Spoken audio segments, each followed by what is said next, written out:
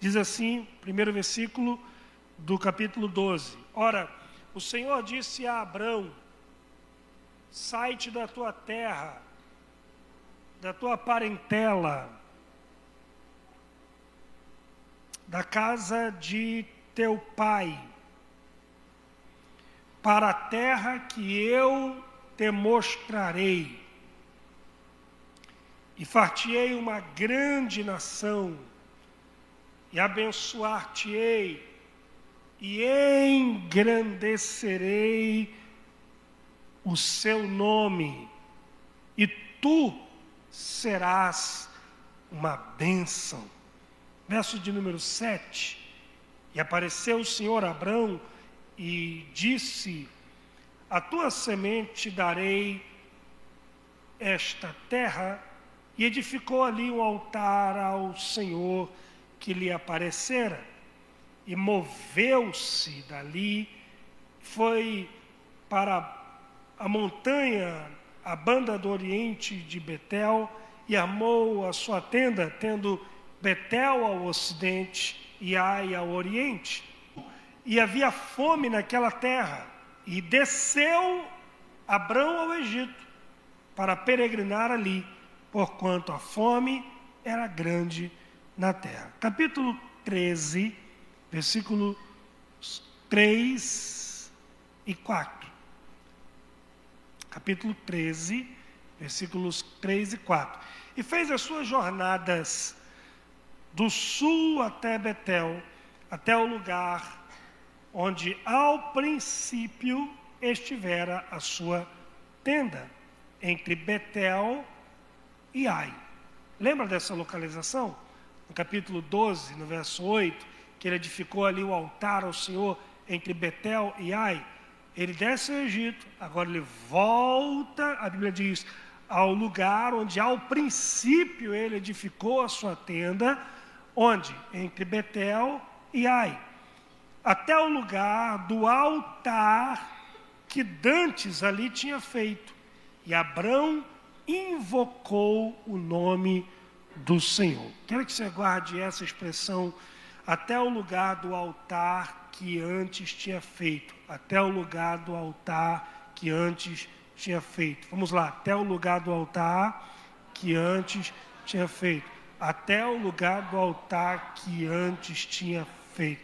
Diga, de volta ao primeiro altar. Pode tomar o seu assento em nome de Jesus. Quantos querem ouvir a voz de Deus? Levante sua mão direita aí o mais alto que você puder e diga comigo: Senhor Jesus, eu preciso ouvir a sua voz. Diga: Jesus, renova minha mente pela ministração da tua palavra, para a tua glória. Amém. Só quem quer ouvir a voz de Deus, dá um glória a Deus aí, bem alto, bem forte. Gente, o texto que nós acabamos de ler nos remete ao chamado de Abrão, que ainda não era Abraão. E no capítulo 12 que nós lemos, nós temos o primeiro encontro, o primeiro contato, a primeira experiência que Abraão teve com Deus. No capítulo 12 do Gênesis, nós temos a primeira vez que Deus falou com Abrão. A primeira vez que Abrão ouviu a voz de Deus. A primeira vez que Abrão, o pai da fé, Abrão, para quem não sabe, é considerado pai na fé para as 3 maiores religiões do mundo. E o pai da fé, em Gênesis 12, está dando os seus primeiros passos de fé. É em Gênesis 12 que Abrão tem a oportunidade, pela primeira vez, de manifestar a sua fé, obedecendo a palavra de Deus, saindo do lugar que ele estava, indo para um lugar que ele não sabia onde era.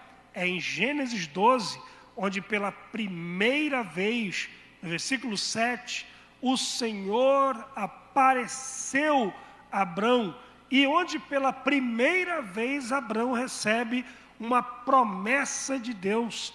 Capítulo 12 do Gênesis é o capítulo onde pela primeira vez Abraão levanta um altar sacrificando e louvando a Deus.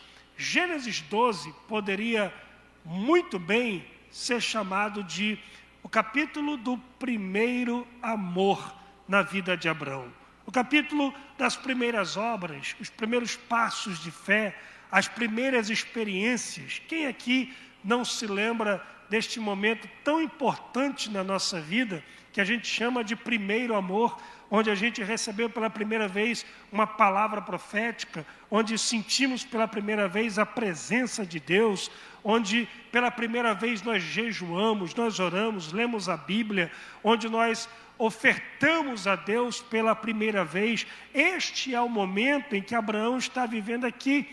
Eu me recordo, em 1998, eu tinha 16 anos, e me recordo, algumas coisas são tão claras, lembranças tão vívidas que eu tenho daquele momento, como por exemplo, eu cheguei na igreja, me lembro que meu primo Sandro, que foi quem me levou para a igreja, e de tanto ele insistir, eu disse, eu vou para você parar de encher minha paciência, e eu entrei na igreja, não entendi uma palavra que o pastor, na época era diácono Adonias, depois virou pastor, eu não entendi uma palavra que o Adonias falou naquele culto.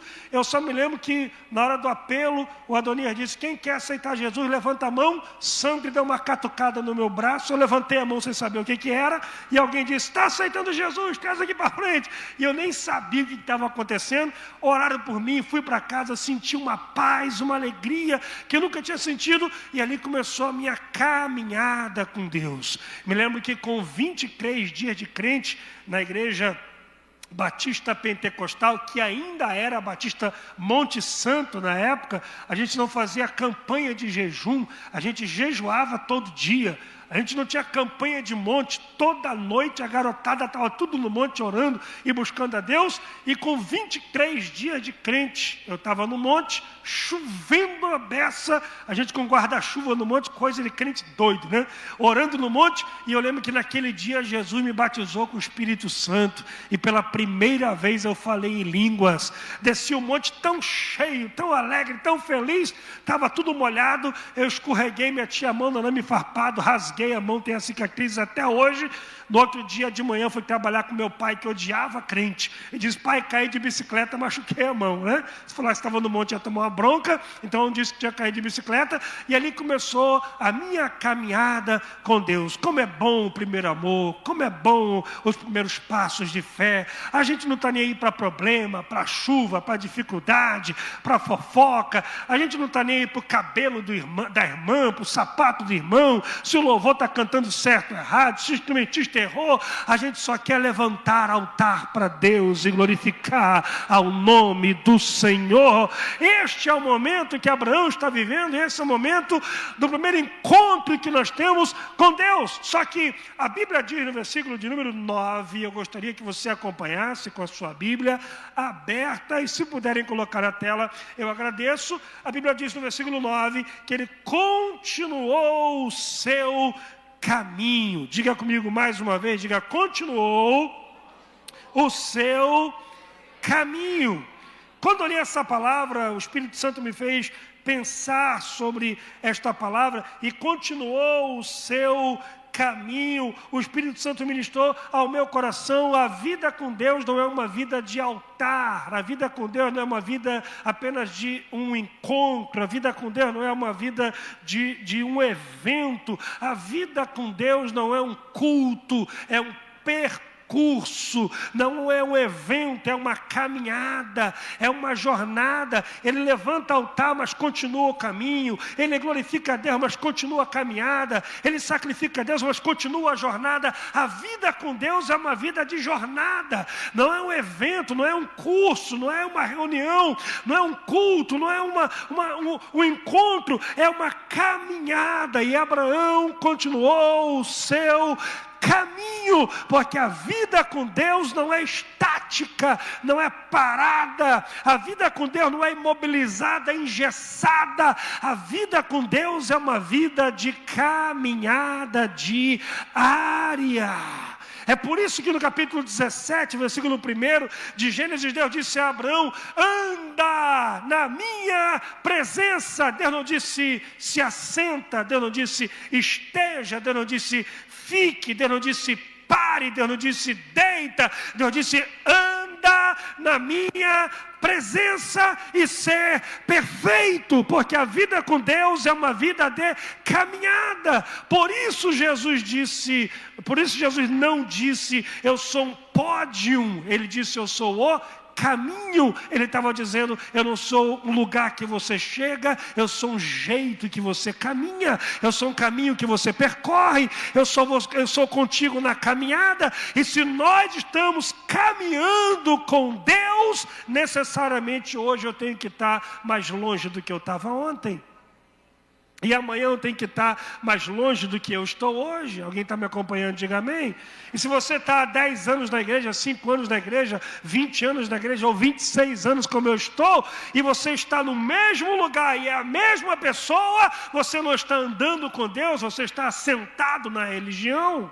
Porque quem está sentado na religião não muda, mas quem está andando com Deus está vivendo de glória em glória, de fé em fé, de graça em graça. Tem que ter uma mudança, tem que ter uma evolução, porque é uma caminhada. Diga uma caminhada. Diga bem alto, bem forte, a vida com Deus é uma caminhada. É uma caminhada, é uma jornada. E na caminhada você tem que ir para o trabalho, você tem que ir para a escola e tem que caminhar com Deus. Tem que caminhar com Deus na faculdade, tem que caminhar com Deus enquanto está falando com a vizinhança. E quando vai na padaria, você tem que estar caminhando com Deus. E na caminhada tem altar, amém, irmão? Tem fogo de Deus, amém? Tem promessa de Deus, tem sinais de Deus, tem milagre de Deus, tem bênção de Deus, glória a Deus, irmão. Mas na caminhada também tem a fome na terra. Versículo 10 diz que houve fome na terra. Diga comigo, fome na terra. E Abraão estava andando na direção de Deus, estava caminhando com Deus, e mesmo caminhando com Deus, ele encontrou a fome na terra. Isso é muito interessante a gente pensar, que a nossa caminhada com Deus não nos livrará dos problemas e das crises dessa vida. Sumiu até o glória. A nossa caminhada com Deus não nos evitará passar por adversidades da vida. Ele está caminhando com Deus, está debaixo de uma promessa de Deus, está debaixo da bênção de Deus, está na vontade de Deus, mas ele deparou-se com a fome, com a dificuldade, com a adversidade. Alguns crentes acham que uma caminhada com Deus é uma caminhada livre de adversidades. Isso está errado. Você pode estar no centro da vontade de Deus e deparar-se com adversidades absurdas da vida, tal como a fome que ele encontra, que o versículo 10 diz que a fome era grande na terra. Adversidades, problemas, nós não estamos livres delas, ok? Jesus um dia contou aos seus discípulos, no final do Sermão da Montanha, em Mateus 7, 24 a 27, aquele que escuta as minhas palavras e as pratica, eu comparo a alguém que construiu a sua casa na rocha, e sopra o vento, e cai a chuva, e correm os rios, e a casa não cai porque está na rocha. Aquele que escuta as minhas palavras e não as pratica, eu comparo a alguém que construiu a casa na areia, e sopra o vento, e cai a chuva, e rio transborda, e a casa cai, e grande é o seu prejuízo, porque ela estava na areia. Sabe o que eu queria que Jesus falasse? A casa na areia, sopra o vento, cai chuva e transborda o rio, e a casa cai. Mas aquele que escuta as palavras e pratica, como eu queria que Jesus dissesse, nessa casa o vento não sopra, a chuva não cai e o rio não transborda. Mas Jesus disse, a casa que está na areia, sopra vento, a casa que está na rocha, também sopra vento. A casa que está na areia, a chuva cai. A casa que está na rocha, a chuva também cai. A casa que está na areia, o rio transborda. E a casa que está na rocha, o rio também transborda. A casa que está na areia tem enfermidade. A casa que está na rocha também tem enfermidade. A casa que está na areia tem problema financeiro. A casa que está na rocha também tem problema financeiro. O que diferencia a casa na areia da casa na rocha não é o que acontece do lado de fora, é o fundamento do lado de dentro. É a estrutura, é a base. É o fundamento. A diferença não está nas circunstâncias, a diferença está na nossa estrutura. O que Jesus está ensinando é que não serão os problemas que ficarão mais fracos, somos nós quem ficaremos mais fortes. Outra coisa interessante é que até que o vento sopra, a chuva caia e o rio transbordem, as duas casas são idênticas. Queria muito que você pegasse isso aqui. Até que o vento sopra, a chuva caia e o rio transborde, as duas casas são idênticas. É o vento soprando, a chuva caindo e o rio transbordando que revelará a estrutura da casa.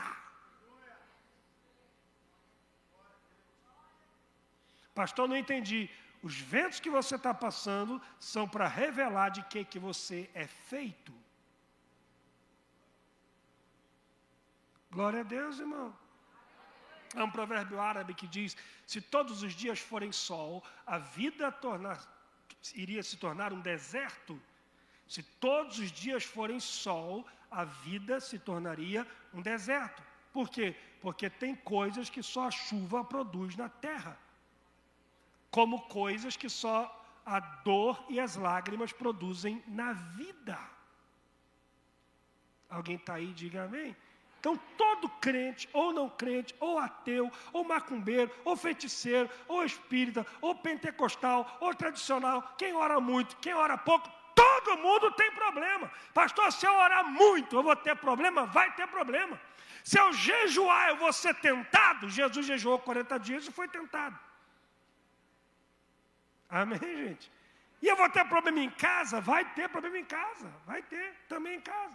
Na família, né? Um dia eu estava vendo um cara pregar, e acho que bem intencionado, querendo se tornar uma referência para quem ouvia, e ele começou a falar sobre a casa dele, ele se empolgou, pastor Douglas, ele começou a falar, porque na minha casa, todos os dias quando eu acordo, a minha esposa já está arrumada, perfumada, maquiada, cheirosa, e me beijando e dizendo, bom dia, meu amor.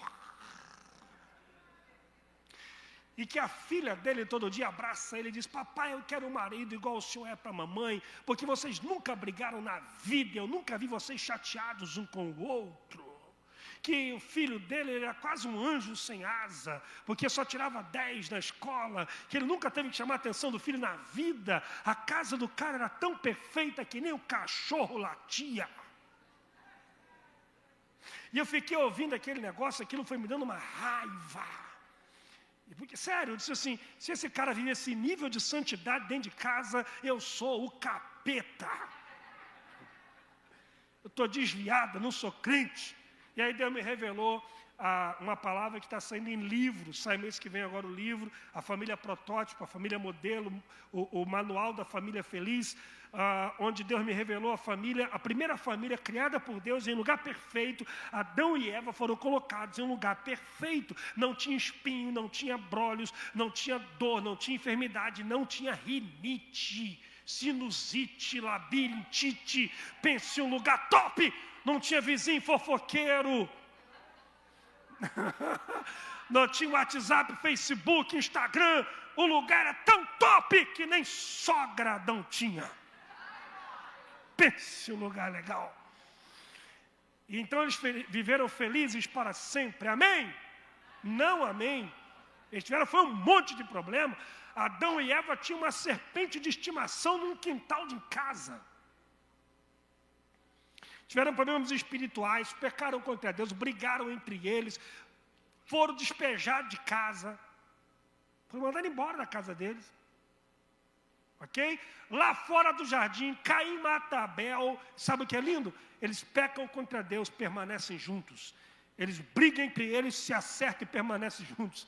Eles são expulsos do jardim, não tem referência a divórcio depois do jardim, não, irmão. Lá fora do jardim continua junto. E Caim mata Abel, eles têm relações e nasce Sete, mostrando que a família abençoada não é família livre de problemas, mas família cujo o amor supera todos os problemas. Você pode dar um glória a Deus por essa palavra?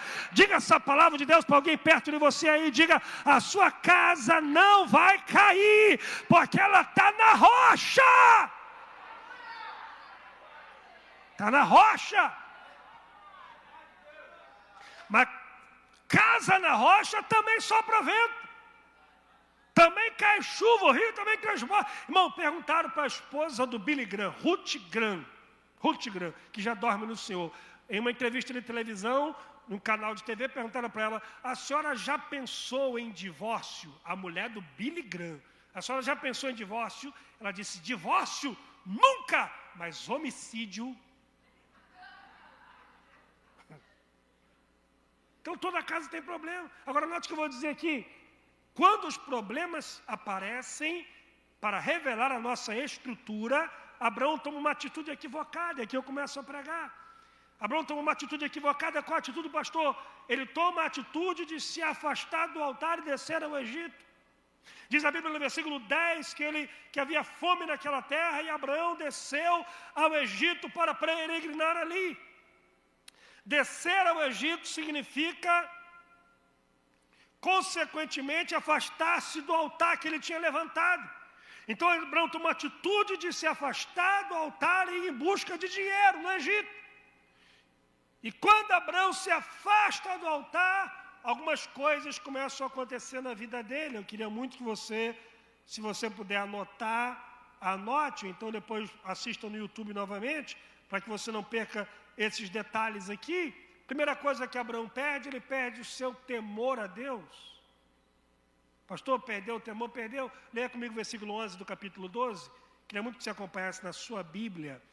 Capítulo 12, versículo 11. E aconteceu que, chegando ele para entrar no Egito, disse a mulher Sarai: ora bem sei que tu és uma mulher formosa à vista, e será que quando os egípcios te virem, dirão: esta é sua mulher, e matar-me-ão a mim, e a ti guardarão em vida? Dize, peço-te que é minha irmã, para que me vá bem por tua causa. Abraão mente. Sara era meia irmã de Abraão, então era meia mentira. Como meia mentira não existe, então é mentira mesmo.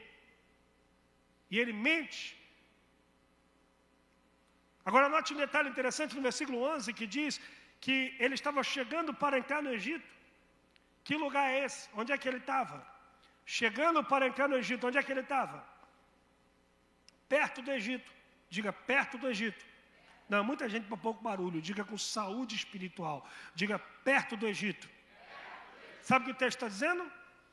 Ele nem entrou no Egito e já está mentindo igual o egípcio.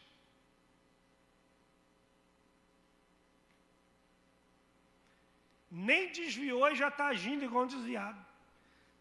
Nem foi para o mundo e já está com atitude de mundano. Por quê, pastor? Porque longe do altar fica muito mais fácil pecar. Queria que você guardasse essa palavra. Quanto mais longe do altar você estiver, mais fácil fica pecar. Deixa eu dizer uma coisa para você aqui, que eu não vi ninguém pregar isso. Deus falou comigo essa palavra. As pessoas acham que o intuito do diabo é levá-las ao adultério em primeira mão. O diabo quer levar a pessoa para o adultério. Não, não. Sabe qual é o intuito do diabo? É afastar a pessoa do altar. Por quê, pastor? Porque se alguém está perto do altar e peca, ele imediatamente arrepende-se e volta para Deus. Se alguém está longe do altar e peca, o pecado não lhe faz mais mal. Alguém está me acompanhando? Então o propósito do diabo, a priori, não é levá-lo ao pecado, é afastar você do altar. Porque quanto mais longe do altar você está, menos o pecado lhe afeta. O cara adultera no sábado à noite, peca, no domingo de manhã vem para a igreja tomar ceia normalmente. O pecado não lhe faz mais mal, não lhe afeta mais, por causa da distância que ele está do altar.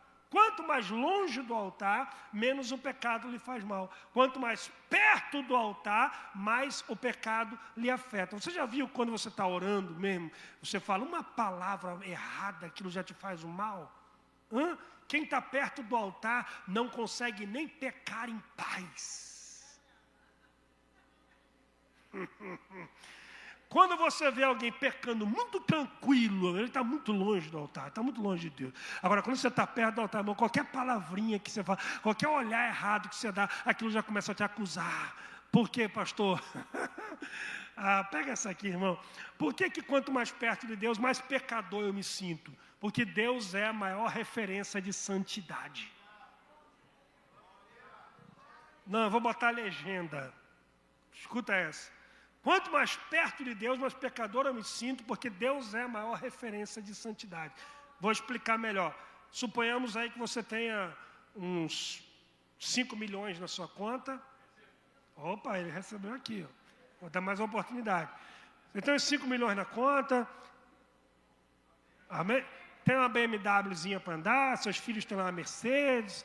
Você tem uns jet skis aí para rodar pelas praias aqui na região, tem umas casinhas, né, pelo Brasil, você se acha uma pessoa rica por isso. Aí você faz amizade, torna-se íntimo de alguém que tem 5 bilhões na conta, tem jatinho particular, tem avião, tem casinhas nos Estados Unidos, na Europa, por toda a Europa, tem mansões pelo mundo. Você que se acha rico, longe dele, quando você chega perto dele, você se sente pobre, porque ele é uma referência de riqueza. Porque quanto mais perto de Deus eu estou, mais pecador eu me sinto. Porque Deus é a maior referência de santidade.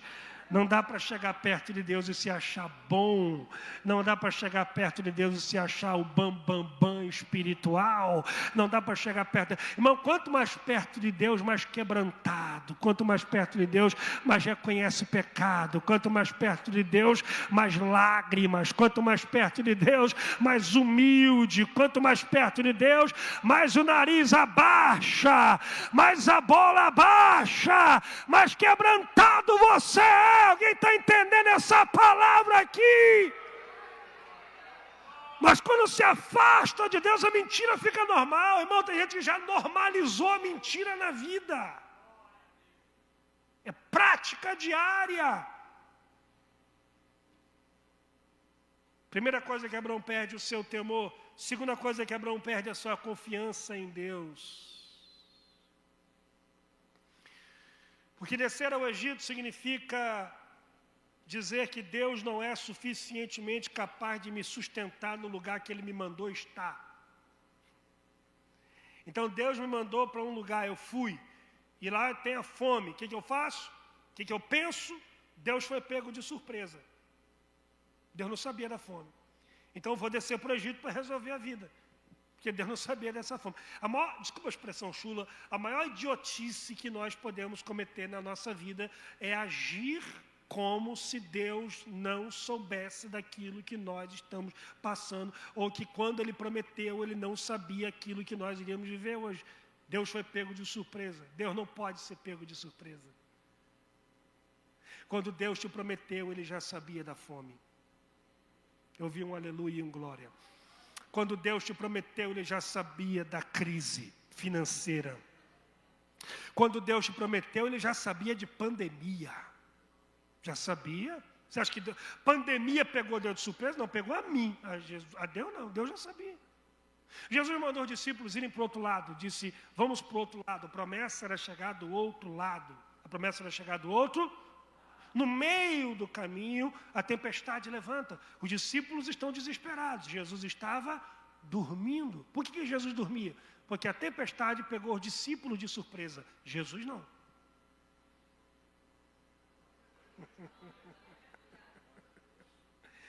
A tempestade pode até ter pego você de surpresa, Deus não. Quando Deus te prometeu, estou todo arrepiado para liberar essa palavra aqui. Quando Deus te prometeu chegar do outro lado, Ele já sabia da tempestade no meio do caminho. E se Ele te prometeu chegar, é porque Ele viu em você potencial para passar de cabeça erguida nessa tempestade. E para você chegar do outro lado, você pode levantar a sua mão e glorificar ao nome de Jesus. Terceira coisa que Abraão perde quando se afasta do altar, ele perde, isso aqui é dolorido que eu vou falar, ele perde a autoridade sobre a sua casa. Homens, escutem isso com muita atenção. Leia o versículo 19, por favor. Capítulo 12 do Gênesis, versículo 19. O faraó levou Sara, que era mulher de Abraão, para ele. E aí há uma peste, uma praga que vem para o Egito. Versículo 17 diz que o Senhor feriu a faraó com pragas. O faraó chama Abraão, no versículo 19, ele chama a atenção de Abraão, briga com Abraão, exorta Abraão, dizendo: por que me disseste é minha irmã?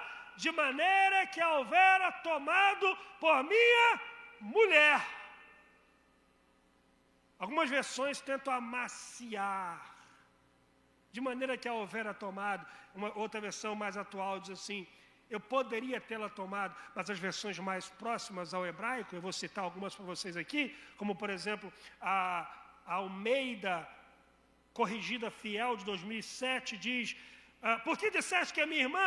Por isso a tomei por minha mulher. A Almeida do século 21 traduz por isso tomei-a por ser minha mulher. Deixa eu achar aqui. A edição pastoral de 1990 diz: eu a tomei como esposa. Em todas as versões mais próximas ao hebraico, traz a ideia de eu tive relações com ela. É para escandalizar né? Mas Abraão entregou a mulher para ser mulher de Faraó. Por quê, pastor? Porque no Egito quem manda é Faraó.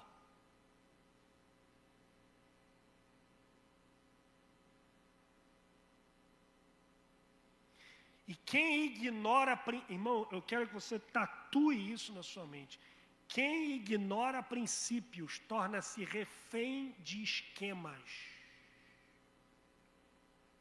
E esquemas no Egito são caros demais. Por que Abraão teve que entregar a mulher para Faraó? Porque quando Abraão se aparta do altar, ele perde a autoridade sobre a sua casa. É para pensar mesmo. Todas as vezes, homens, que nós nos afastamos do altar, nós estamos dando legalidade a Satanás, que é referenciado por Faraó, para ter legalidade sobre a nossa casa. E tem casa de crente que quem manda é ainda Faraó. É Faraó quem determina o que passa na televisão, é Faraó que determina a música que toca, é Faraó que determina aquilo que se lê, é Faraó que determina o tom da conversa, é Faraó quem educa os filhos dele, e o filho não pode mais ser chamado a atenção, porque Faraó entrou na cabeça do filho dele, e eu estou cheio de Deus para liberar uma palavra de Deus para alguém aqui. Está na hora de voltarmos ao altar, antes de Faraó destruir a nossa família.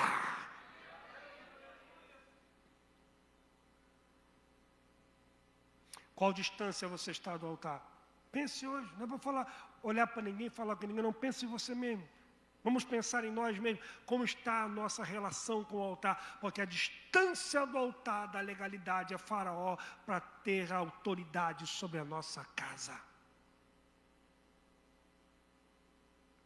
Quarta coisa que Abraão perde. Alguém está ouvindo a voz de Deus aí? Amém. Quarta coisa que Abraão perde. Primeiro, ele perde o seu temor. Segundo, perde a sua confiança. Terceiro, perde a autoridade sobre a sua casa. Quarto, ele perde o seu propósito de vida. Por que ele perde o seu propósito de vida? Versículo 17 diz que o Senhor feriu a Faraó com grandes pragas e a sua casa por causa de Sarai, mulher de Abrão. Olha para cá. Gênesis 12, 2, Deus disse assim: se tu uma bênção.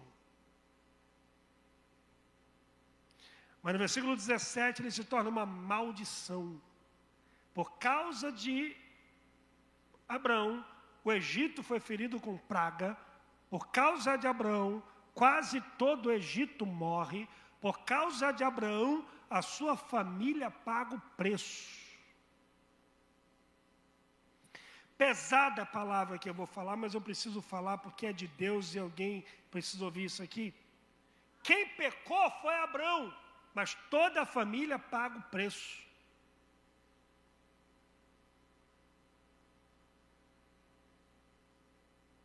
Porque Raabe obedeceu a Deus em Josué 6, toda a sua família foi salva.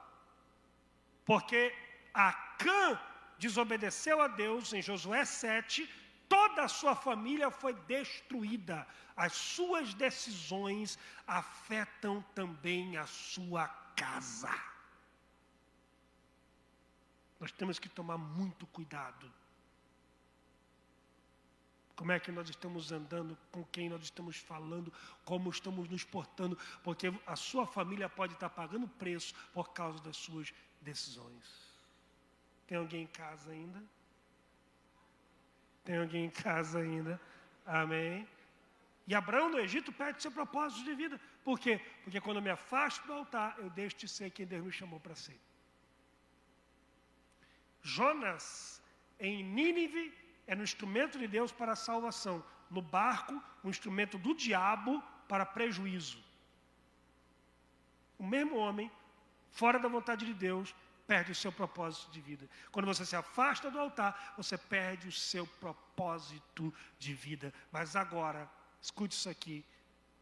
Abraão vê a situação que ele está. A mulher foi tomada por Faraó. Está todo mundo com problema por causa dele. Ele perdeu o temor, perdeu a confiança em Deus, está afundado no Egito. Mas a Bíblia diz no versículo de número 3 do capítulo 13, e ele fez as suas jornadas de volta. Diga comigo bem alto, bem forte, diga: fez suas jornadas. Não diga com saúde espiritual, diga jornadas. Note uma coisa, a Bíblia não diz, e ele deu um passeio, ele deu um rolé. Não, a Bíblia diz, ele fez uma jornada. Diga bem alto, jornada. Pastor, por que jornada? Porque do altar para o Egito é um pulo, do Egito para o altar é uma jornada. Do altar para o Egito é um pulo, do Egito para o altar é uma guerra, é uma batalha. Deixar de orar é fácil, voltar para orar que é difícil.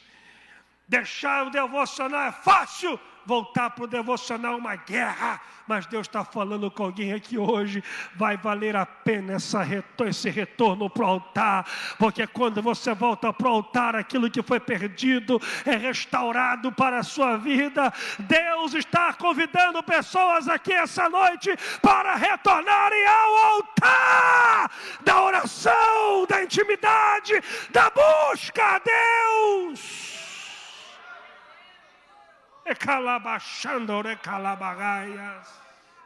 Aleluia. E aí quando Abraão volta para o altar, Deus começa a restaurar algumas coisas. Se a ausência do altar traz prejuízo, o retorno para o altar traz restituição. Não, eu vou falar de novo. Se a ausência do altar traz perdas, a volta para o altar traz renovo, traz restauração, traz restituição. E quando ele volta para o altar, primeira coisa que é restaurada, a sua confiança em Deus. Eu quero ler com você, capítulo 13, versículo 7, diz assim: e houve contenda entre os pastores de Abraão e os pastores de Ló, e os cananeus e os perizeus habitavam então na terra, e disse Abraão a Ló: ora, não haja contenda entre mim e ti, entre os meus pastores e seus pastores, porque somos irmãos, você é meu sobrinho, mas eu te considero um irmão. Não está toda essa terra diante de ti? Eia, pois, aparta-te de mim. E se escolheres a esquerda, eu vou para a direita. Se escolheres a direita, eu vou para a esquerda. Vamos pensar. O patriarca é Abrão. O líder da caravana é Abrão. A promessa é sobre Abrão. E a bênção de Deus estava sobre Abrão. Sabe o que era para Abrão ter feito? Eu vou para um lugar melhor e você fica com a parte que sobrar. Mas Abraão dá ao sobrinho, que foi na caravana por favor, o direito de escolha. Escolha para onde você quer ir. Ele voltou para o altar. E quando ele volta para o altar, ele dá o direito de escolha ao seu sobrinho. Escolha para onde você quer ir. Sabe o que ele está dizendo? Eu voltei para o altar está em pé. O altar está em dia. Eu não quero nem saber mais para onde eu vou. Se você for para a direita, eu vou para a esquerda. Se for para a esquerda, eu vou para a direita. Porque eu sei que para onde eu for, a bênção de Deus me alcançará. A bênção de Deus me acompanhará. Porque tem muita gente achando que o problema é o lugar. E não é o lugar, é o altar. A questão não é o lugar, a questão é a condição que está o seu altar. Porque se o seu altar estiver desmantelado, como Ló, você pode ir para o jardim, e a Bíblia diz que o jardim virou deserto. Sodoma e Gomorra. Foi para onde Ló foi. E Abraão foi para o deserto. E a bênção de Deus acompanhou Abraão no deserto. Eu vou liberar uma palavra de Deus aqui. Quem quiser pega. Se o seu altar está em dia, podem te jogar para qualquer canto. Mas a bênção de Deus te alcançará e fará você prosperar onde você estiver. Não é o altar, pastor. Todo mundo tentou lá e deu errado. Se o teu altar está em dia, você vai chegar lá e vai marcar aquele lugar com a bênção de Deus. E vai prosperar onde ninguém prosperou. A confiança está restaurada, porque o altar está restaurado. E quando o altar está restaurado, a confiança é devolvida. Segunda coisa que acontece quando Abraão volta para o altar. Acho que não vou falar isso aqui não. Fala? Pode falar? Certeza? Tá bom. Quando ele volta para o altar, as suas amizades são mudadas.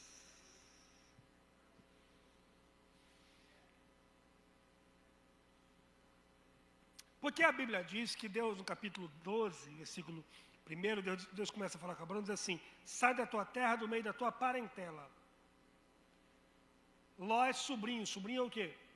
Parente. E Abraão levou Ló. Por que Abraão levou Ló? Quem quer saber? Vai perguntar para ele. A Bíblia não diz. Chegar lá no céu, tu pergunta para ele: Abraão, fala para mim aqui. É porque eu não sei. Mas os estudiosos dizem que é porque Abraão prometeu a Arã, que era seu irmão, que era pai de Ló, que quando Arã morresse, Abraão ia cuidar de Ló como se fosse filho. Mas era sobrinho. E Deus mandou ele não levar ele, levou. O tempo passa. Olha aqui que coisa incrível, gente. Segundo os historiadores, alguns teólogos, a ideia de descer para o Egito foi do Ló. E pelo que a Bíblia fala do carinha, eu acredito. Embora não possa afirmar, mas eu acredito. Foi ele quem falou: Abraão, tem fome aqui, meu irmão, soube que no Egito o negócio está melhor. E botou na cabeça de Abraão e ir para lá. 1 Coríntios 15, 33, as más companhias corrompem os bons costumes.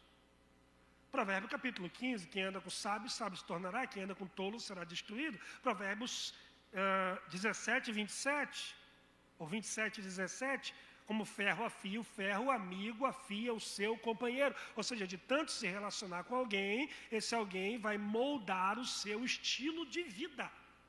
E aquilo que era inadmissível passa a ser normal, daqui a pouco vira prática. A psicanálise reza que nós somos 20% herança genética e 80% teia relacional. Traduzindo, com 43 anos de vida que eu tenho, 20% que eu sou, herdei de papai Jailton e mamãe Eva. 80% de quem eu sou por causa das pessoas que eu escolhi para chamar de amigo no tempo de vida que eu tenho. Freud disse que o caráter de um homem pode ser revelado pelas pessoas que ele escolhe para chamar de amigo. Ou seja, 80% que eu sou por causa dos amigos que eu tive. Alguém está aí, gente? Se eu tivesse amigos diferentes, eu seria 80% diferente de quem eu sou. Talvez não fosse crente, quem me levou para a igreja foi meu primo, que é meu amigo. Talvez não fosse pregador. Primeira vez que eu preguei, um amigo que me ajudou a preparar o sermão. Vocês estão me acompanhando, irmão? Quer saber quem você vai ser daqui a 5 anos? Olhe para os seus 5 melhores amigos. Daqui 5 anos você vai ser muito parecido com eles. Isso vale um glória ou um pranto?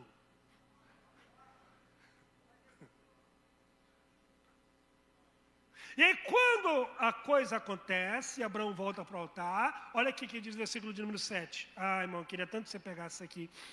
E houve contenda, diga comigo, contenda. Não, diga alto, contenda. Diga problemas, confusão, quebra-pau. Foi isso mesmo, os caras tamparam no cacete lá. Brigaram mesmo. E aí Abraão bota a mão na cabeça e diz assim, agora eu entendi. Agora eu entendi porque que não era para trazer esse cara. Você não entendeu, mas ele entendeu. O que ele entendeu? Que quando Deus quer tirar alguém das nossas vidas, é porque Ele já sabe a dor de cabeça que essa pessoa pode te causar no futuro. Está um silêncio.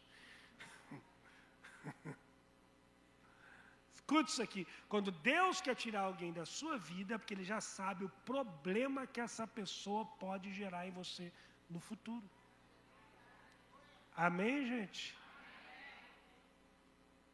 Então Deus passa uma peneira nos nossos relacionamentos para que nós venhamos a cumprir o seu propósito. Agora eu quero que você leia o negócio aqui no versículo 14 comigo. Estou caminhando para o encerramento, mas quem está ouvindo a voz de Deus, diga amém. Quem me escuta mais 5 minutos, diga amém. 5, 10, 15, 20, 25, 30. Brincadeira, está acabando. Capítulo 13, versículo 14. Leia aí comigo. E disse o Senhor a Abraão, vírgula, depois que Ló se apartou dele, 2 pontos, ergue agora os teus olhos. Olha para mim aqui. O texto podia dizer assim, ser menor, podia dizer assim, disse o Senhor a Abraão, 2 pontos, levanta os seus olhos. Disse o Senhor a Abraão, vírgula, depois que Ló se apartou dele. Deus está dando um motivo.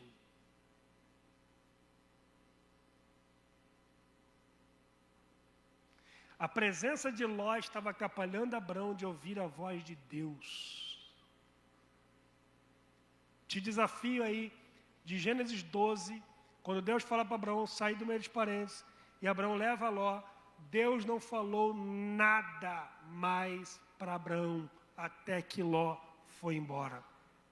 Primeiro, porque Deus não tem nenhuma palavra para você, até que você obedeça aquilo que Ele já falou.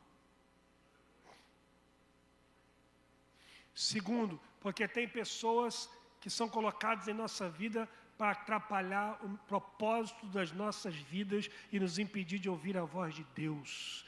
Mas Abraão disse para Ló, a partir de agora, meu irmão, tu é meu sobrinho, eu te amo tanto que eu te chamo de irmão, mas a partir de agora, meu irmão, se tu for para a direita, eu vou para a esquerda, se tu for para a esquerda, eu vou para a direita. Se Abraão fosse carioca, ia dizer, mete o pé, meu irmão.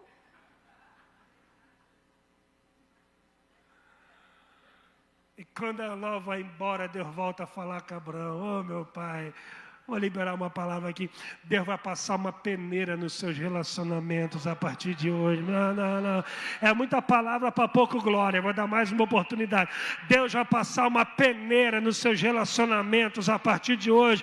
E só vai ficar quem faz parte do projeto de Deus para a sua vida. Escute o que eu vou dizer aqui. Eu estou sendo profeta. Tem gente que vai sair da tua vida no automático, simplesmente porque Deus escuta conversas que você não escuta.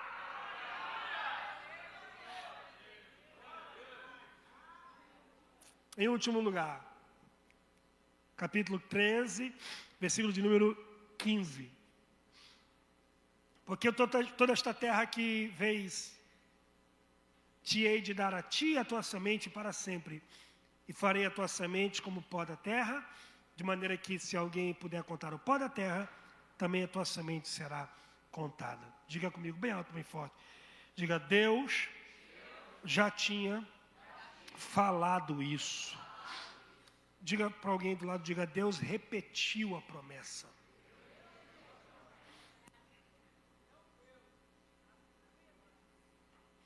Por que Deus repete? Porque Deus falou com Abraão em Gênesis 12.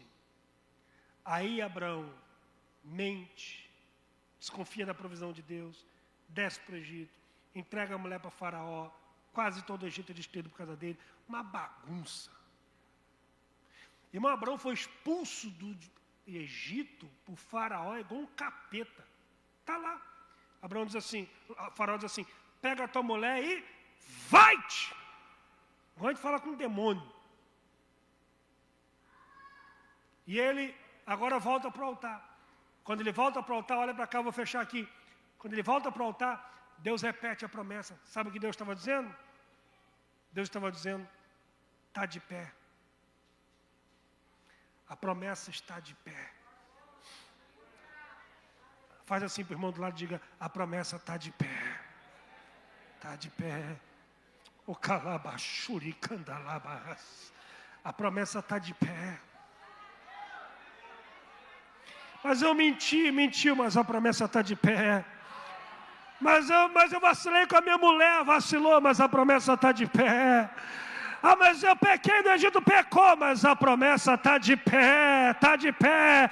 Eu estou cheio do Espírito Santo para liberar essa palavra para alguém que precisa ouvi-la. Não importa o que aconteceu no Egito, a promessa de Deus ainda está de pé.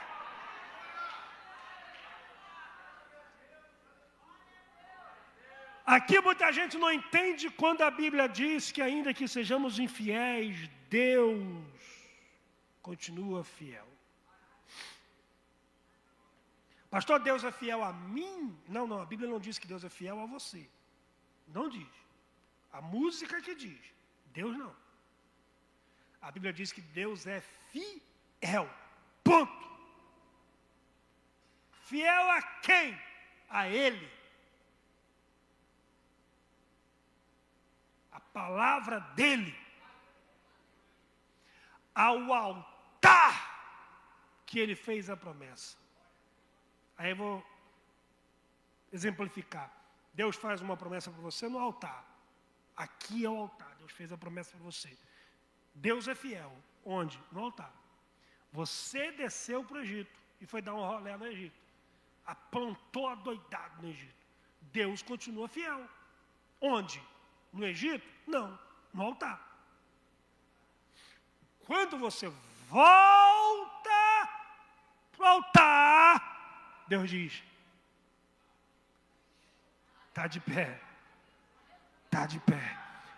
Todas as promessas de Deus para a sua vida estão guardadas no altar.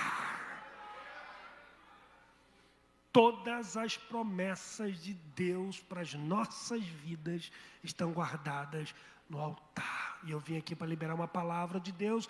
Eu não sei o que está acontecendo na sua vida, na sua casa, na sua família, mas o Senhor está dizendo, está tudo protegido no altar. Está tudo guardado no altar. É só voltar para o altar que a promessa volta para a sua vida. É só voltar para o altar que as coisas voltam a acontecer. É só voltar para o altar que a bênção vai te alcançar novamente. É só voltar para o altar que a promessa é renovada. Fique de pé comigo em nome de Jesus. Tem alguém para me ajudar no teclado aqui, eu agradeço.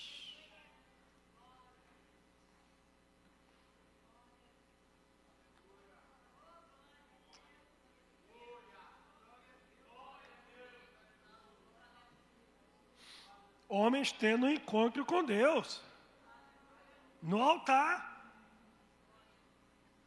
Você vê que hoje, para que Deus possa te reconectar às promessas que você se afastou delas no Egito. Mas Deus está dizendo, está de pé. Eu renovo a promessa. Eu restauro a promessa. Queria que você botasse a mão no seu coração. O calabachanda labarras. Eu quero que você ore nesse momento, comigo aqui. Reflita nesse momento a distância que você tem permitido entre a sua vida e o altar, entre a sua família e o altar. Lembra do que eu falei no meio da mensagem? O propósito do diabo, a priori, é afastar você do altar. Porque se você afasta do altar, tudo fica normal. Todo erro é aceitável e normal longe do altar. E daí a ladeira abaixo. Onde é que está, pastor? O renovo, a restauração, a renovação da aliança, está no altar. E o diabo vem de forma sorrateira. Ele vai tirando você da oração. Ah, amanhã eu oro. Ah, não, semana que vem eu volto ao devocional. Ah, o culto no lar volta mês que vem. Você vai procrastinando, adiando, e vai se afastando do altar. E aquilo que era inadmissível vai ficando aceitável, aquilo que é aceitável vai ficando normal. Daqui a pouco você está praticando aquilo que era inadmissível, por causa da ausência do altar.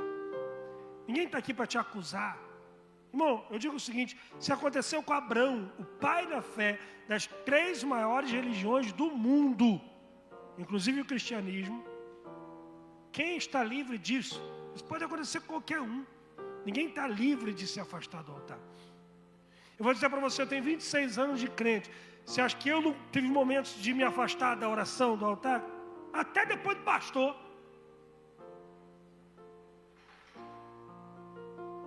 Isso acontece. Olha para cá. Mas Deus está dizendo hoje, você não pode mais viver assim. Eu tenho algo a mais para fazer na sua vida, mas depende do seu retorno ao altar. Feche seus olhos.